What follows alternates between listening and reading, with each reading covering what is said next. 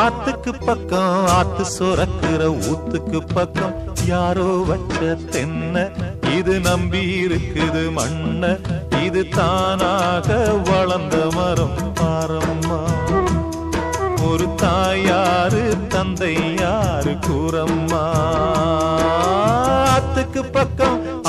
பக்கம் ஆத்து சுரக்குற ஊத்துக்கு பக்கம் யாரோ வச்ச தென்ன இது நம்பி இருக்குது மண்ண இது தானாக வளர்ந்த மரம்